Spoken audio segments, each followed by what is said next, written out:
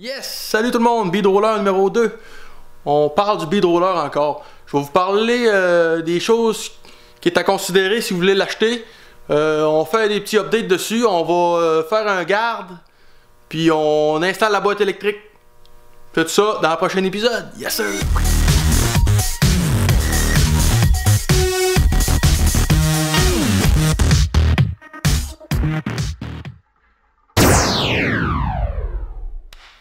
Ça coûte pas cher, c'est super. Par contre, c'est fait pour être utilisé à la main, ok? Comme on peut voir là, la machine est montée sur des bushings. Fait que là, quand on l'utilise avec un moteur puis qu'il vire, veut pas, ça use un peu, tu sais. On n'est pas à l'abri de ça. Quand on voit bien qu'il commence à avoir un petit lousse dedans. C'est sûr que ça use là. Je m'attendais à devoir changer probablement la bushing ou quelque chose de genre dans un certain temps. Là. Pour l'instant, il va encore super bien. Mais on peut voir que ça prend du lousse, là, tranquillement, pas vite. Fait que ça, c'est un critère à penser. Si vous avez beaucoup de travail à faire, puis vous voulez acheter ce genre de kit-là, ben, à un moment donné, ça va être à changer, c'est certain. Mais c'est ça. Ça, c'est un petit défaut, un petit inconvénient qu'il faut prendre en considération.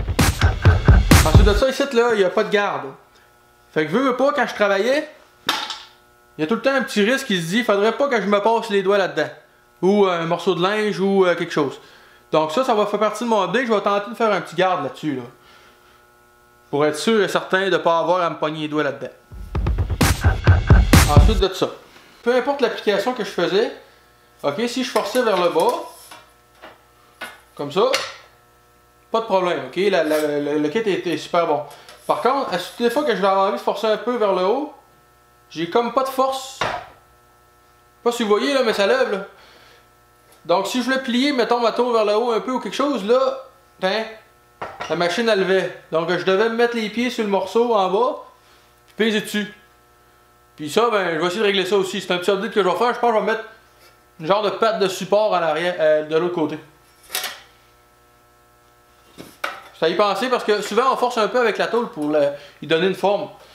Mettons que je veux qu'elle plie vers le bas, je pèse un petit peu vers le bas de même quand elle va passer. Ça va me faire mon pli plus facilement. Puis à l'inverse aussi, des fois on veut le faire vers le haut. Mais là, à ce moment-là, celle-là, je pouvais pas, ça allait pas bien. Puis un autre problème que je veux régler, c'est vraiment cette boîte-là. Ça, c'est de la boîte. J'ai fait ça longtemps, là, je suis plus capable. Je vais mettre ça plus accessible. Je vais essayer de la monter un peu. Pour être capable de choisir ma direction. Que ça soit plus accessible. Parce que ça, là, faut régler ça. Donc là, c'est le temps de commencer à défaire ça. Ouais, monsieur!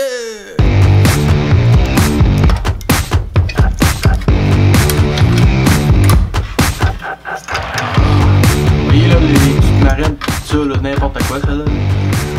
Ça, si je me souviens bien, là, cette fil-là, j'ai pogné ça sur ma vieille machine à pression avant de l'acheter. J'ai coupé le fil. Ça va être parfait. Faut toujours faire de la récup. Toujours! Jusqu'à ce qu'on ait plus de place dans le garage. Tout le temps ça. Maintenant, il y a trop d'affaires, tu veux en acheter.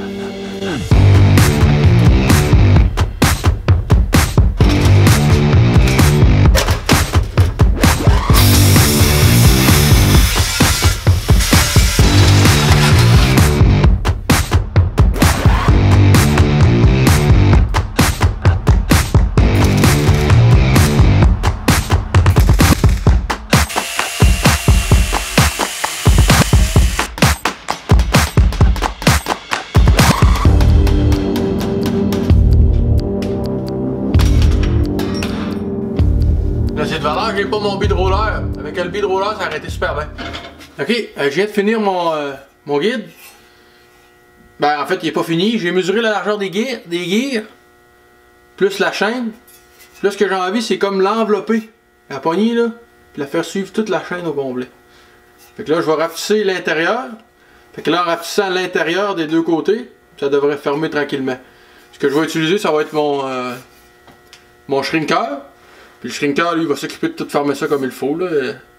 Tranquillement, pas vite. J'ai pris de la tôle 20 gauge, c'est vraiment pas épais. Mais ça devrait fonctionner. Là, c'est des gros plis larges. Mais c'est pas grave, ça va faire la job pareil. Puis là, je vais commencer par le plier tranquillement.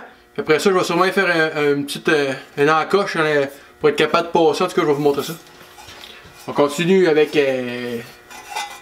le formage. Ok, là, ce qu'on peut voir, c'est que le rond, il s'en vient, ok? À force de rapetisser le rayon interne, ben, ça n'a pas le choix de fermer. Le but, là, ce que j'aurais dû faire, là, c'est de faire deux petites lignes. J'aurais pu faire ça, me faire deux petites lignes, puis travailler tout le temps égal des deux bords. Mais vu que c'est rien qu'un garde, j'y vais pas mal à l'œil. Le but, c'est de mettre la même pression des deux bords. Tu mets la même pression, fait que de ce côté-là, de cette façon-là, il devrait rondir pas mal égal. Là, on peut voir que ça s'en vient.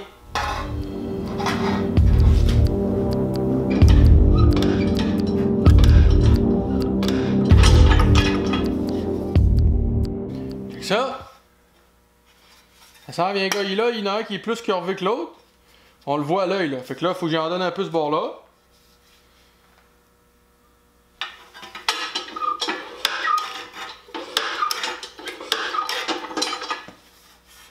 Tiens. Là, ici, le rayon, il serait plus prononcé que l'autre bord.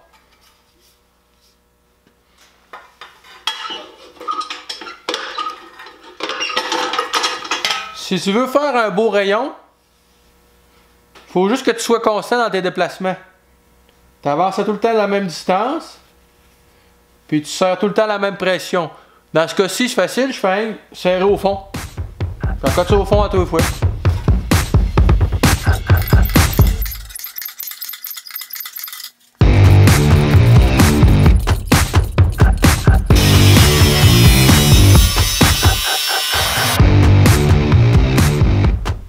Bon, après ça, ben, on va mettre ça là-dessus. Je suis pas encore certain de quelle façon je veux faire mon garde. En le faisant, souvent, ben des projets, c'est le même que je les réalise. Je commence à travailler, je m'enligne sur quelque chose, puis à un moment donné, ça peut changer complètement. Mais comme ici, là, je sais pas mal ce que je vais faire avec ça. C'est pas mal la grosseur. Là, je vais le rapetisser un petit peu, il est un petit peu trop long. Chaque projet, j'essaie tout le temps de les faire le mieux possible. C'est de même que j'ai des bonnes pratiques. À un moment donné, ça va être bon. Je vais me baisser un quart de pouce. Je vais me baisser un quart de pouce, puis je vais tout essayer de replier ça par en dedans tranquillement au marteau. Ça, d'après moi, faire ça, là, ça va prendre au moins 1 heure, 2 heures, 1 heure, certain, à frapper et essayer de la replier. Mais ça fait rien, faut que je l'essaye. Pas capable, c'est le frère d'essaye, c'est tout, faut essayer.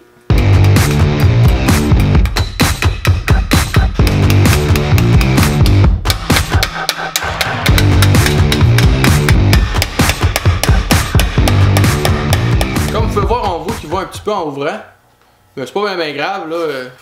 C'est une bonne pratique. Je pense que quand je l'ai tiré dans le coin du site, avec la machine, il a tassé un peu. Parce qu'on voit bien que ma ligne était correcte, là. Ma ligne ici était bien correcte.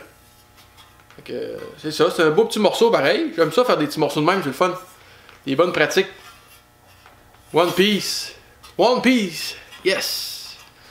Donc là, ce que je vais faire, c'est que je vais m'installer une petite braquette ici. Que je vais pouvoir visser par-dessus. Je vais la coter dessus carrément juste de même.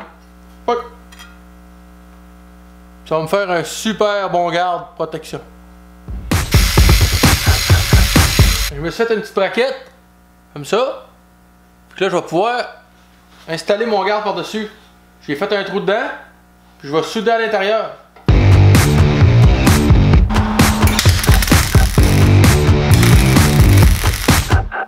Souvent, au lieu de me casser la tête à essayer de faire des filets sur la pièce, des fois, parce que là, comme là, je vais installer une botte. Ok, je vais installer une botte comme ça, pour visser sa pièce. Au lieu de faire les filets avec un tarot et tout ça, puis avoir de la misère, j'aime bien ça, mettre une botte de l'autre côté, puis de la souder. Puis ensuite de ça, ben, je suis capable d'avoir des filets. Puis quand on peut se le permettre, je trouve ça mieux. Ça va mieux. Sinon, il faut que je fasse des filets dans la pièce. Là, des fois, il faut que tu fasses la bonne grosseur, tu sais, les bons filets. Ça se fait. Mais j'aime bien mieux faire ça. C'est plus rapide. Parce que là, je mets la botte sur l'autre bord, je fais 2 petits tacs de soudure, paf, c'est réglé. Je passe un trou bord en bord, puis je mets ça.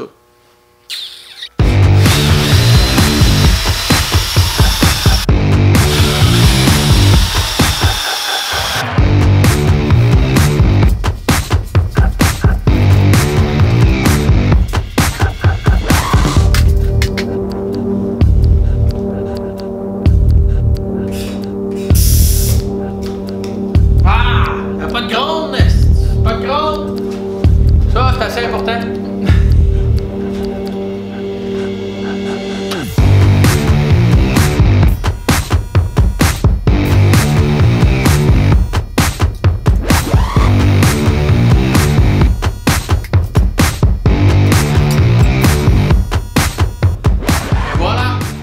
Ok, un petit conseil.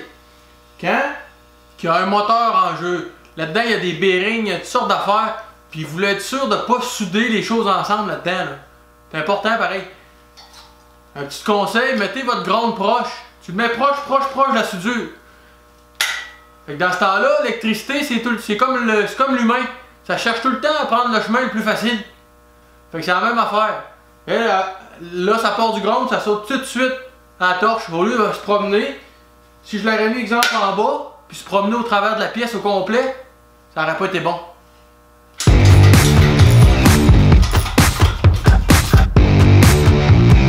Hey, c'est assez pour aujourd'hui. C'est ça qui conclut mon petit vidéo. Je tiens à vous remercier. Vous êtes en grand nombre à suivre quand même. Je trouve ça le fun, c'est capoté. Je pense qu'on est rendu à 650 abonnés. C'est fou, raide, j'en reviens pas. Je vous remercie. N'oubliez pas de laisser votre opinion si vous avez aimé. Si vous n'avez pas aimé, pas de problème. La prochaine vidéo, ce qu'on va faire, c'est qu'on va continuer encore avec les petits updates. Je vais y mettre une genre de patte pour pas qu'il ait envie de pencher vers l'arrière. Puis après ça, on le peinture en nœud, puis c'est réglé. Boum! Sur ce, je vous dis bye bye les amis! C'est ça la belle vie!